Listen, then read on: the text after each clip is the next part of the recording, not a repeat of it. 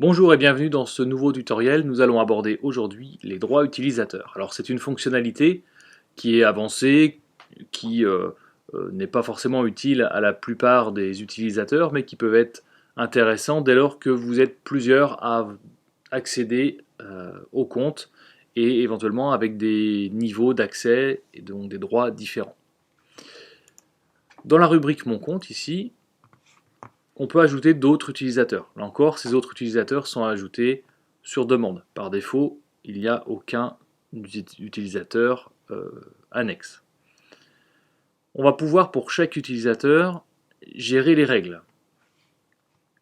Et on va avoir ici 4 catégories. Les règles liées à l'interface de connexion, c'est-à-dire d'où se connecte l'utilisateur. Des règles liées à la médiathèque. Des règles liées aux écrans. Et puis des règles liées au planning. Première rubrique, restriction par adresse IP. Si par défaut je ne mets rien ou si je mets une étoile, l'étoile c'est le symbole qui va remplacer n'importe quel caractère. Si je fais ajouter, je viens d'ajouter une règle qui ne sert pour l'instant pas à grand chose puisque je suis simplement en train de dire que l'utilisateur peut se connecter de n'importe où. Ici, dans cette nouvelle fenêtre, je suis connecté non pas avec le compte administrateur du compte que j'utilise pour faire la démonstration, mais avec justement ce compte d'utilisateur annexe. J'ai réussi à me connecter sans problème. Si par contre je précise que je dois être forcément connecté avec une adresse IP particulière, j'en mets une totalement au hasard, je fais ajouter, je peux supprimer l'ancienne, eh bien si je ne suis pas connecté à partir de cette adresse IP publique là, je vais être tout simplement éjecté. Je viens de rafraîchir ma page et évidemment j'ai plus accès au logiciel. Si à nouveau je veux autoriser pour cet utilisateur un accès de n'importe quelle adresse IP, eh bien je rajoute par exemple l'étoile. Et je vais pouvoir maintenant me reconnecter.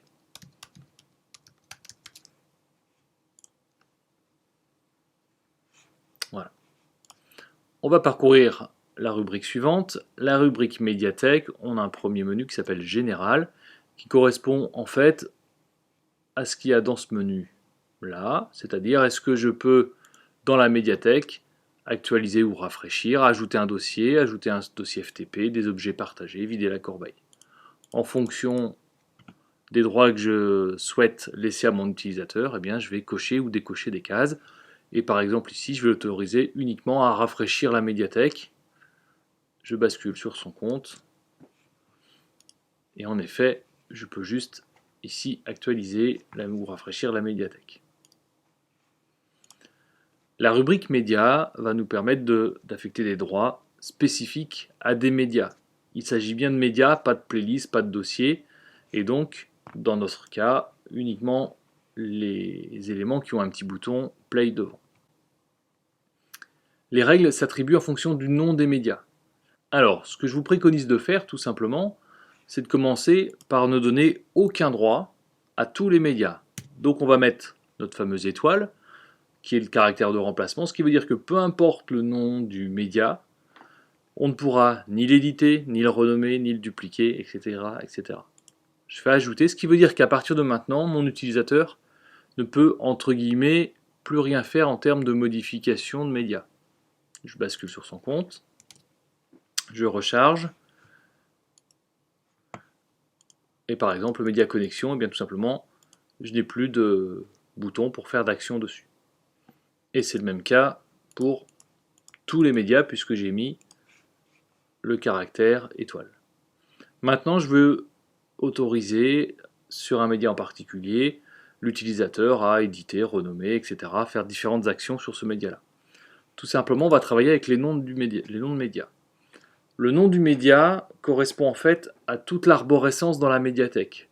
Par exemple, ce média collection s'appelle en fait mes médias, puisqu'il est dans un dossier qui porte ce nom-là, slash collection. Donc si je veux une règle particulière pour ce média-là, je pourrais écrire mes médias slash collection et je peux autoriser à l'éditer, le renommer, le dupliquer pourquoi pas, le supprimer, le déplacer, etc. Dans ce cas-là, si je rafraîchis ma page, je ne peux toujours rien faire avec les autres médias. Par contre, pour le média collection, je peux en effet le modifier, le renommer, le supprimer, le déplacer, etc. Alors, si on ne veut pas s'embêter avec des noms un petit peu trop restrictifs, on peut aussi, dans notre cas, utiliser le caractère étoile. Par exemple, peu importe dans quel dossier va être le média, étoile collection, je vais autoriser tous les médias, ici il n'y en a qu'un, mais tous les médias qui s'appelleraient quelque chose collection. Donc ils peuvent être dans des dossiers, des sous-dossiers, etc., etc., et se terminer par collection. Je modifie ma règle, je reviens sur le compte de l'utilisateur, je peux toujours modifier le média. Remarque très importante, les règles qu'on applique aux médias, ou bien on le verra, c'est la même chose dans les autres rubriques, dans les playlists, les dossiers, etc., ont un ordre. Et donc le processus qui gère les droits des utilisateurs va les prendre dans l'ordre, de haut en bas. C'est-à-dire que tout d'abord, il affecte aucun droit à tout le monde. Donc à tout le monde, c'est l'étoile. Aucun droit, on voit que c'est vide ici. Puis, aux médias dont le nom contient le nom collection, se termine par collection, on va affecter les droits édités, renommés, supprimés, déplacés. Si on inverse l'ordre, donc on fait ça tout simplement en déplaçant l'ordre des règles, et bien ici il n'y a plus vraiment de sens puisque je vais d'abord affecter des droits aux médias qui s'appellent collection, puis après je vais dire qu'en fait, peu importe le média, il n'y aura aucun droit. Donc en ayant mis les règles dans cet ordre-là, si je reviens sur mon utilisateur, puis on voit que sur le média collection, il ne peut plus rien faire, ce qui est normal. Donc pensez bien à ça lorsque vous générez des droits spécifiques pour des utilisateurs. L'ordre est important. C'est pour ça que ce qu'on peut préconiser, c'est d'abord mettre les droits pour tout le monde, étoile, et puis des droits spécifiques ou aucun droit. Et puis ensuite, en fonction des médias, ou des playlists, ou des dossiers, etc., on va affecter des droits spécifiques. On va continuer, même chose pour les playlists. J'ai par exemple, ici dans véhicule, une playlist qui s'appelle accueil, et puis je vois aussi que j'ai une autre playlist qui s'appelle accueil, mais qui elle est cette fois-ci dans la rubrique mes médias. Donc je pourrais imaginer faire une règle qui s'appelle, alors pardon, tout d'abord étoile avec aucun droit, et puis une règle accueil avec la possibilité de modifier, de voir, renommer on va éviter, puisque à partir du moment où l'utilisateur renomme sa playlist, eh bien les droits vont plus s'appliquer à cette playlist-là, puisqu'elle portera un autre nom. Et puis supprimer, pourquoi pas, déplacer, pourquoi pas. Donc voilà les droits que j'ai générés. Aucun droit sur les playlists d'une manière générale, sauf pour les playlists qui se terminent par le mot accueil. Remarquez bien que j'ai écrit accueil en minuscule, mais que ça n'a pas d'importance, c'est-à-dire que les règles vont s'appliquer à la fois aux playlists dont le nom est en minuscule, mais également à celle-ci, même si un A majuscule. Voilà, c'est pour éviter d'être trop restrictif et de se tromper dans l'application des règles. Je recharge la page de mon utilisateur. La playlist info générale, je ne peux rien en faire. La playlist accueil, j'ai certains droits dessus. On va aller dans la playlist, dans le dossier véhicule. La playlist accueil, je peux aussi l'éditer. Voilà, donc toutes les playlists qui se termineront par accueil, je pourrais les éditer.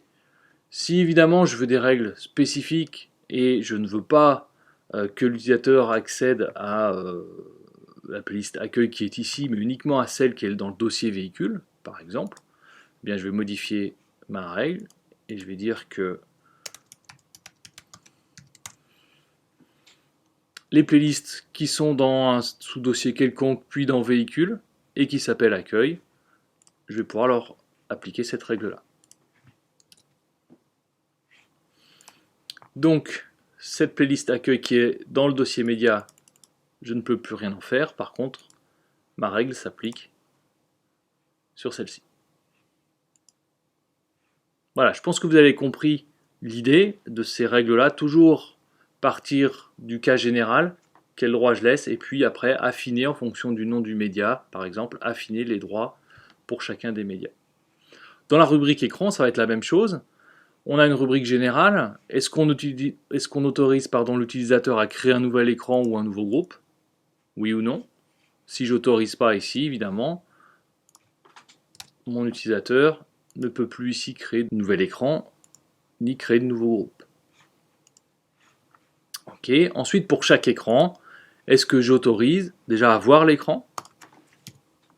Voilà, là je vais cacher tous les écrans. Ce qui fait que mon utilisateur peut plus voir les écrans. Évidemment, s'il peut plus voir les écrans, il pourra plus rien mettre dans le planning, ça va de soi, mais peut-être que son rôle c'est tout simplement d'aller créer ou de modifier des médias, mais pas de s'occuper de la planification.